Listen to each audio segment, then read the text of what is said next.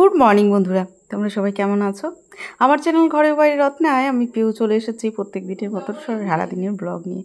সকালবেলা মায়ের বাড়িতে আছি, একটু বেলাতেই ঘুম থেকে উঠেছি। উঠে দেখছি মায়ের সমস্ত কাজ বাগানো হয়ে গেছে, আর এদিকে দেখো চাও রেডি হয়ে গেছে। আমি উঠে এসে মুখটা ধুয়ে বসে পড়লাম। মা ডাকছে আয়, চা করেছি। তো যাই হোক, ভাই আমি মা তিনজন মিলে বসে পড়লাম। কালকে রাত্রে যে ফুরলি ভাজা ছিল, আলু সিদ্ধ মাখা ছিল, সেটা বার করা হয়েছে, একসাথে একটুখানি মুড়ি মাখানো হয়েছে। ভাই আমি মা তিনজন মিলে বসে পড়েছি একটু চা নিয়ে। সকালবেলাটা একসাথে সবাই মিলে বসে চা খেতে বেশ ভালোই লাগে।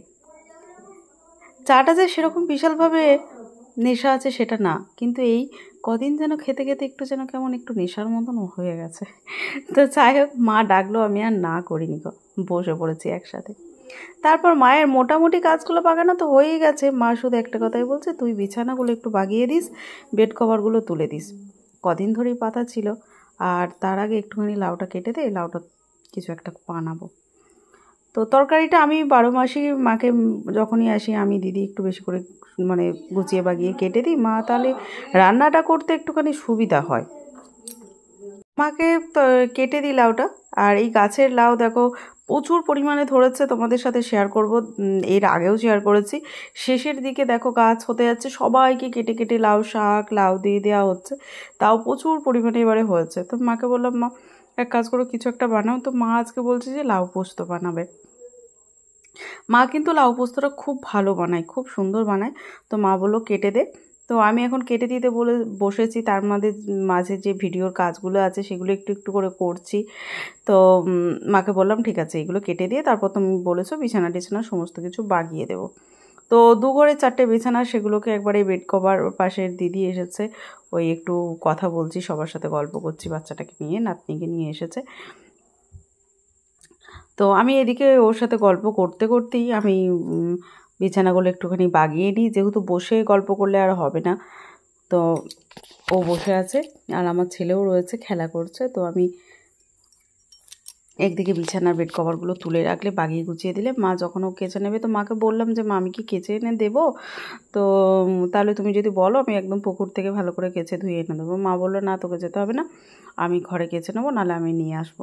তো যাই হোক, মা বললো তুই এখন বাগিয়ে দে।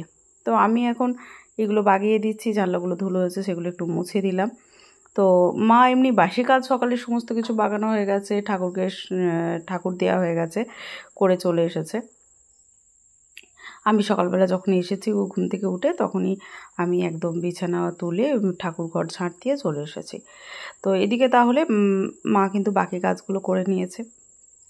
এখন শুধু বেড কভারগুলো চেঞ্জ করে দেব, তাহলে দিয়ে ভালো করে ঝাঁট দিয়ে ঘরটা একটু মুছে দেবো, তাহলে ঘরটা আরও পরিষ্কার হয়ে যাবে। এই পুজো কদিন তো সবাই আসা যাওয়া ছিল, সবাই ছিল, তো সেক্ষেত্রে বেড কভারগুলো মা পেতে ছিল, সেগুলো হয়ে গেছে। আর এখন এগুলো আমি বাগিয়ে দিচ্ছি, আবার কদিন কিন্তু পরিষ্কার থাকবে। তো দুটো বিছানাই দেখো এক এক করে ওই দিকের বেড কভার তোলা হয়ে গেছে, এই দিকের বিছানাটাও কিন্তু আমি বাগিয়ে নিচ্ছি। বাগানো হয়ে গেলে তারপর সোফাটা নিচেতে পাতা ছিল, ওই সোফাটা মাকে বললাম আমি ভাঁজ করে দেবো, যেহেতু আর তো সোফায় বিছানা হবে না, তো সোফাটা ভাঁজ করে দেব। মা বললো ঠিক আছে তাই করে দে।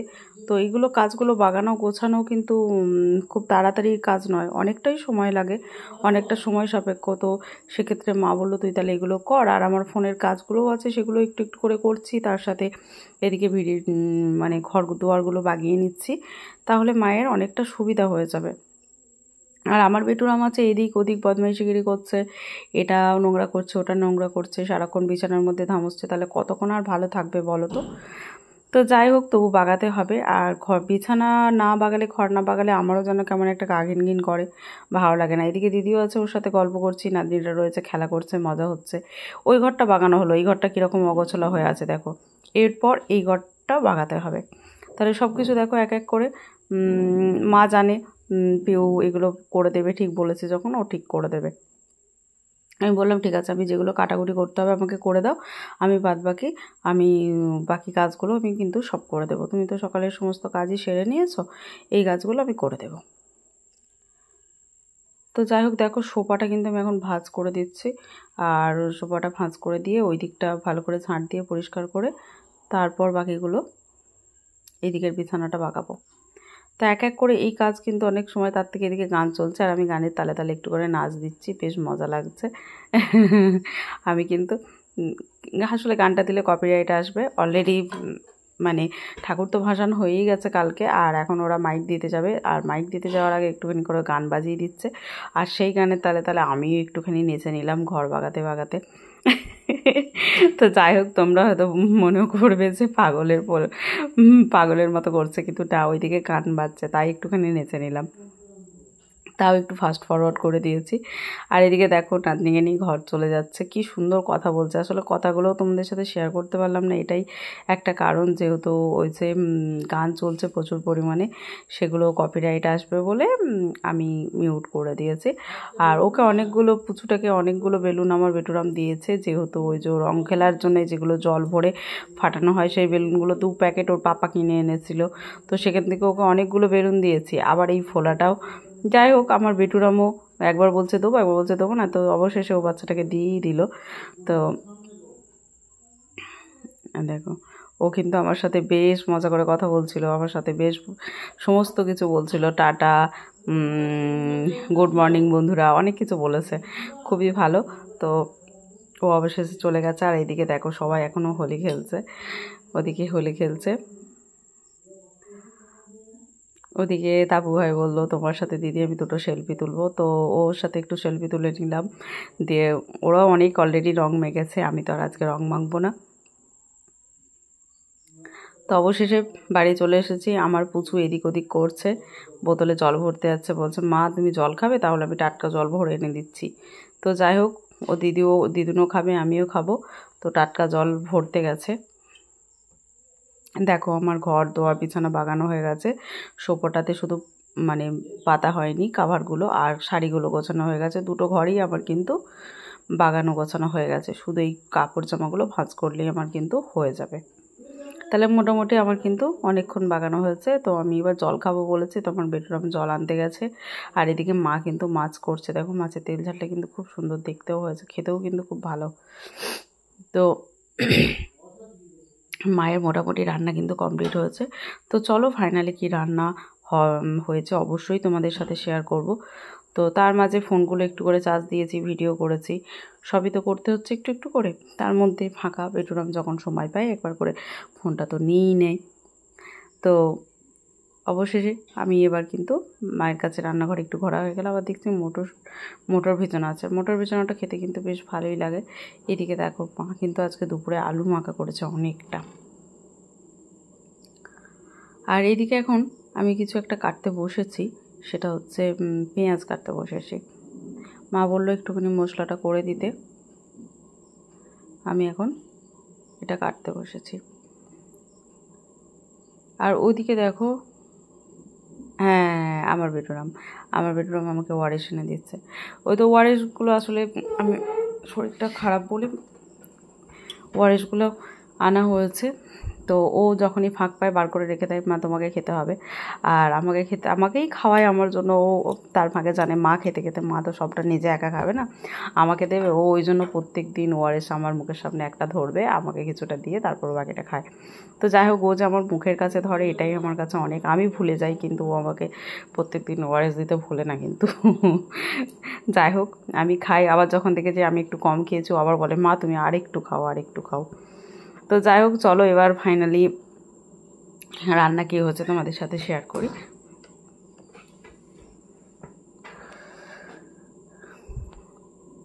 এদিকে দেখো আমি আজকে লাউ পাতা বাটা করেছি, কুচি কুচি লাউ পাতাগুলো বাটা করেছি, উচ্ছে ভাজা হয়েছে, তার সাথে আলু মাখা হয়েছে ভালো করে। এখন তো কাঁচা পেঁয়াজ দিয়ে আলু ভাতে ডাল ভাতে মাখা হয়েছে। আর বেটুরামের খুব পছন্দ ডাল ভাতে, ওর দিদুকে বলেছে আমাকে ডাল ভাতে আলু ভাতে করে দেওয়া, ডিম ভেজে দেবে। আমি কিন্তু মাছ খাবো না। তার সাথে তো লাউ পোস্ত হয়েছে, তোমরা জানো লাউ কেটেছি, মা কিন্তু লাউ পোস্তটা খুব ভালো বানায়, খুব ভালো লাগে ভাতের সাথে মেখে খেতে। আর তার সাথে মাছের তেল ঝাল হয়েছে। আজকে আর সেরকম কিছু রান্না হয়নি জানো তো। মাকে বললাম ডাল করতে হবে না, মাছ আছে আর লাউ পোস্ত আছে, গরম গরম ভাতের সাথে মাখিয়ে খেতে কিন্তু বেশ ভালো লাগবে। আর তার সাথে ওই যে মা টমেটো আমসত্ত্ব, কাজু, কিশমিশ সমস্ত কিছু দিয়ে একটা চাটনি বানিয়েছে, খেজুর দিয়ে চাটনি বানিয়েছে, কিশমিশ দিয়ে বানিয়েছে। তো এদিকে দেখো লাউ পাতা বাটা দিয়ে আমি কিন্তু প্রথমে ভাত খেতে শুরু করেছি। গরম ভাতের সাথে মাখিয়ে খেতে কিন্তু বেশ ভালো লাগে। এক এক করে খাচ্ছি, যেহেতু প্রথমে এই পাতা বাটাটা দিয়ে খেতে কিন্তু বেশ ভালো লাগে। তারপরে এদিকে মা মাছের তেলটা কিন্তু ভেজে রেখেছে, তো অল্প আমি একটু নিলাম। মাছের তেল দিয়ে ভাত খেতে কিন্তু ভালোই লাগে। হ্যাঁ, শরীরের পক্ষে খুব একটা ভালো না, কিন্তু আমি তাও একটু নিলাম। অনেক দিন কাঁচা লঙ্কা, এর সাথে আলু মাখা আর একটু পেঁয়াজ দিয়ে খেতে কিন্তু মাছের তেল দিয়ে ভাত খেতে কিন্তু বেশ সুন্দর লাগে, বিশেষ করে যদি গরম ভাত হয়। আর তার সাথে তো এই ছাঁচি পেঁয়াজ, ছোট পেঁয়াজ আছে। আমি ভীষণ পরিমাণে ভালোবাসি ছোট পেঁয়াজ। তো আমি যখনই যাই বাবা আমাকে কিনে দেয়, আমি বলি আমাকে কিনে দেবে, তো বাবা আমার জন্যও নিয়ে রাখে। তারপর এক এক করে যে লাউ পোস্ত মাখিয়ে ভাত খাচ্ছি। মানে প্রত্যেকটা তরকারি আলাদা আলাদা ভাতের সাথে মাখিয়ে খেতে কিন্তু একটা অন্যরকম স্বাদ লাগে। তার সাথে এবার মাছ, পোস্তর সাথে তারপর মাছ মাখিয়ে খেতে, মা মাছটা কিন্তু খুব সুন্দর বানিয়েছে। তো যাই হোক, দেখো আমার অবশেষে মোটামুটি অনেকটাই খেয়ে নিলাম। আর মায়ের কাছে এলে না যতই ভাবি কম খাবো, কিন্তু কিছুতেই হয় না, পেট পুড়ে খাওয়া হয়ে যায়। দিয়ে মাকে বলি, মা আমাকে আর দিও না, রাত্রে আর ভাত খাবো না, মন খাবো, এরকম বলি। তো অলরেডি আমার বেডরুম কিন্তু চানাচুর বিস্কুট নিয়ে বসে পড়েছে সন্ধ্যেবেলায়। আর আমি তো খুবই ঘুমিয়ে দিয়েছি, প্রচণ্ড পরিমাণে ঘুমিয়েছি। তো ঘুম থেকে উঠে মা আবার বলছে চা খাবি। তো দুবেলা চা আমার নেশা নেই, তো মা দিচ্ছে একটুখানি, মা দিচ্ছে বলতে ভাই করছে আজকে কফিটা, ভাই কফি বানাচ্ছে। আর চানাচুর বিস্কুট আমার ছেলে নিয়ে বসে পড়েছে। ও চানাচুর খেতে প্রচণ্ড পরিমাণে ভালোবাসে। দেখো বাটিতে কতগুলো নিয়ে বসে, চোখে বারণ করছে ওকে খাস। এদিকে দেখো আমার মুখ একদম ফুলে গেছে, এত ঘুমিয়েছি। আর এদিকে ভাই কিন্তু সবার জন্য কফি করেছে। কখন খেয়েছিস কফি চা খুব সুন্দর বানায়। তো ভাইকে বললাম বানিয়ে দিয়ে, তো অলরেডি বানিয়েছে। মা বসে আছে, বাবা বাজার থেকে এসেছে, বাবা ওয়ালা হয়ে গেছে, বসে আছে। আমার শরীরটা একদমই ভালো না। তো অবশেষে আমি মা আমাকেও বলেছি তো শরীরটা ভালো নেই, মা আমাকেও নিজেই কাজগুলো সেরেছে। অবশেষে আমি ভাই বললো ঠিক আছে আমি তাহলে করেছে। খেতে বসেছি, মাকে বললাম রাত্রে কিচ্ছু করবো না, মুড়ি খেয়ে নেবো।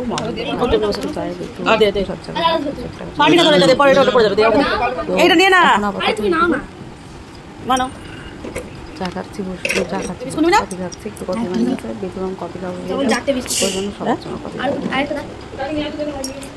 এবার টপ নিয়ে আসবি তো কালকে। তো যাই হোক, সকাল থেকে যা কিছু হলো তোমাদের সাথে অল্প অল্প করে শেয়ার করলাম। কীরকম লাগলো অবশ্যই আমাকে কমেন্টে জানিও, ভালো লাগলে লাইক কমেন্ট শেয়ার করে দিও। যেটুকু পারি তোমাদের সাথে, যেটুকু পারি সেটুকুই আমি কিন্তু অল্প অল্প করে তোমাদের সাথে শেয়ার করি। অবশ্যই তোমরা আমাকে বলো যে তোমাদের ভিডিওটা কীরকম লাগলো। আর এদিকে দেখো আমার বেডরুম অলরেডি কফি নিয়েছে, এদিকে আমার কাছে আবার খেতে এসেছে, আবার আমাকেও খাইয়ে দিচ্ছে। আর এই যে টপ বিস্কুটটা ও খেতে খুবই ভালোবাসে, আর দেখো খেতে খেতে আমাকেও খাইয়ে দিচ্ছে সারাক্ষণ। আর আমিও ভালোবাসি টপ বিস্কুটটা খেতে, ও আমাকে খাইয়ে দিচ্ছে। আর দুজনেই মা বেটু মিলে গল্প হচ্ছে। তো যাই হোক, চলো আজকের মতো এখানেই টাটা। তোমরা সবাই ভালো থেকো, সুস্থ থেকো, সাবধানে থেকো, নিজেদের খেয়াল রাখো। Good night.